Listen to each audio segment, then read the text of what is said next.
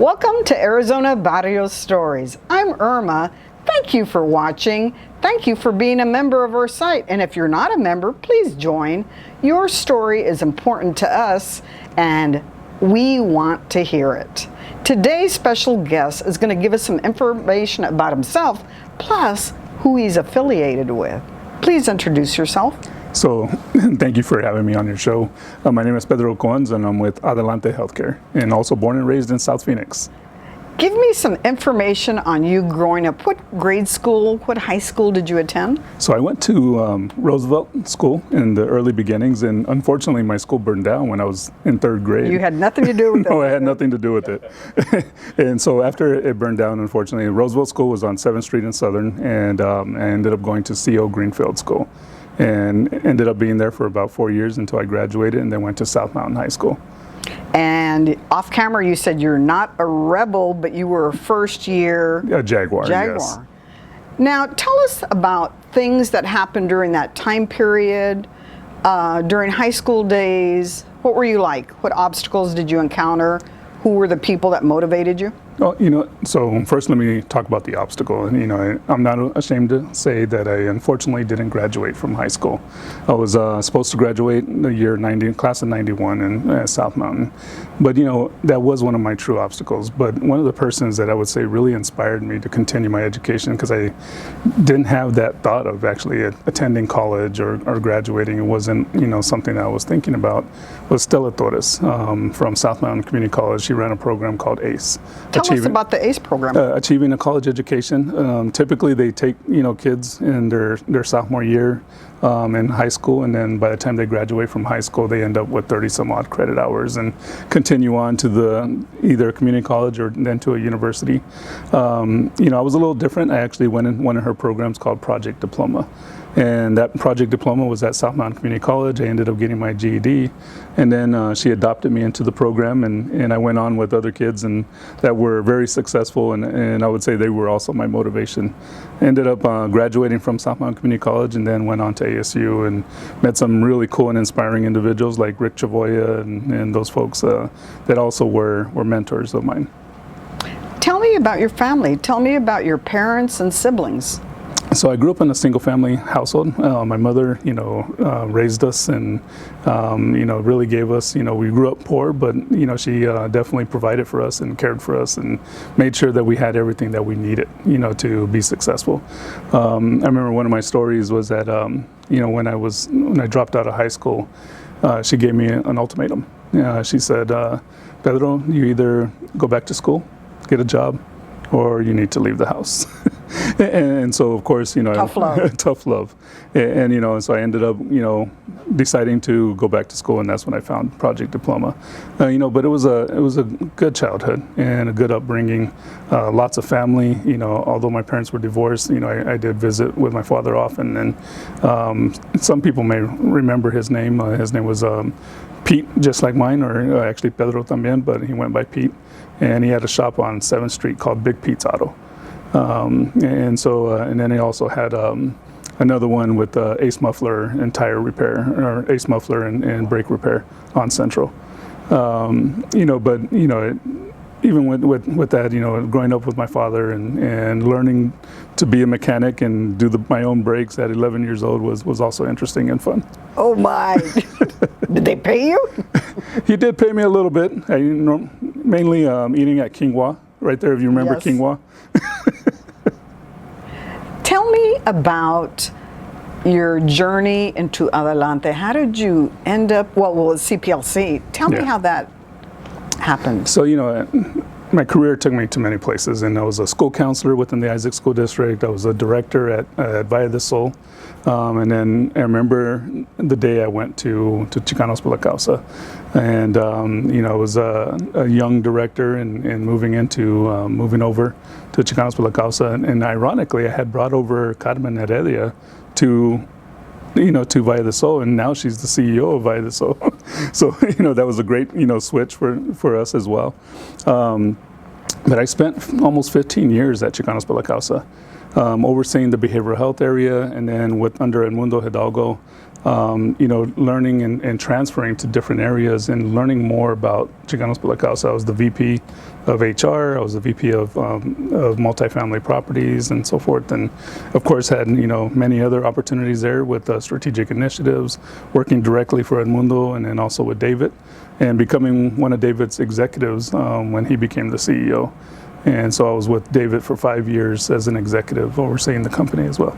And tell us what you do today specifically. Today I am the CEO of Adelanté Healthcare, which is an FQHC, a federally qualified health center, with 9 comprehensive locations here in Maricopa County, serving over 85,000 unique patients with over 300,000 patient visits a year. Wow. And I like to point out that we deliver over 2,000 babies a year. Wow. That is awesome statistics. Yeah. Now, when you look back to your obstacles, what would you say to a 16-year-old Pedro? As an adult, what would you have told yourself to words to remember? What's interesting is that I think about that often.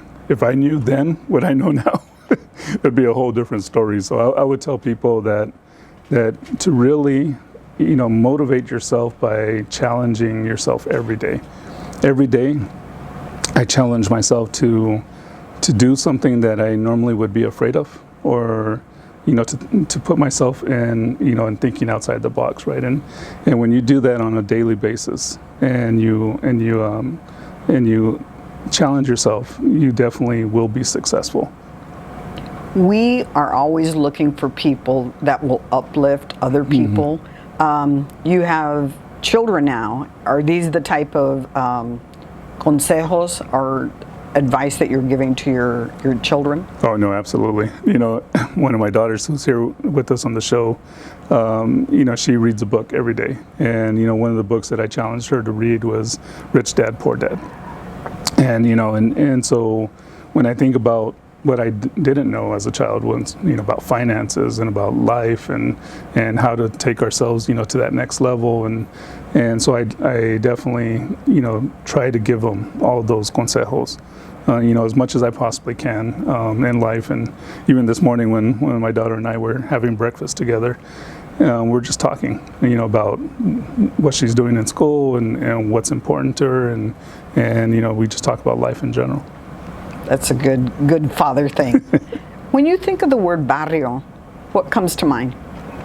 So all the different barrios that we come from, right? And the many different barrios that exist here in Phoenix and Maricopa County, and all over the place. I know we've been talking about the main ones here in Phoenix, but when I think back about where my grandfather was born in Tempe in 1919. My grandmother was born in Benson, Arizona. And their parents were actually born here too. So I'm a generational, kiddo here, right, in Arizona. What do you remember from visiting them?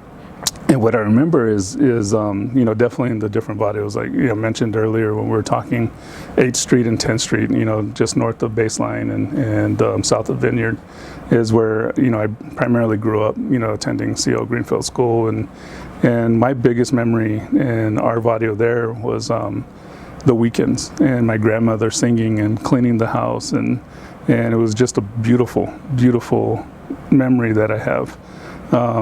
She sang often all morning, and the music was blaring, the windows were open, smelled like piña sol, right?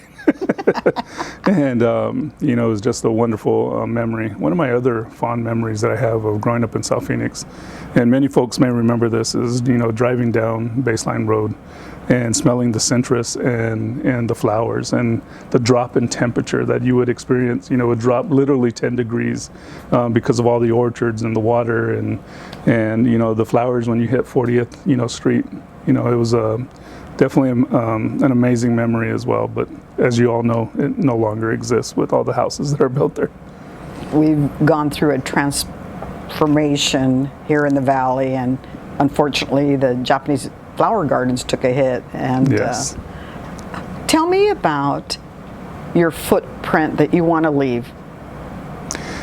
My footprint that I want to leave is an opportunity for others to be successful, to learn from either my mistakes or my successes, right?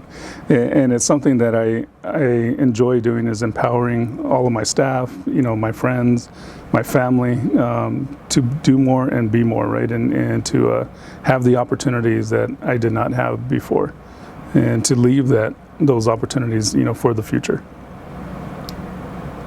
Chicanos por la Causa and Adelante are part of your big resume. Mm-hmm. We want people to know that they can come to these facilities to be able to get help. What can you give us in closing as far as what you're doing now to reach people?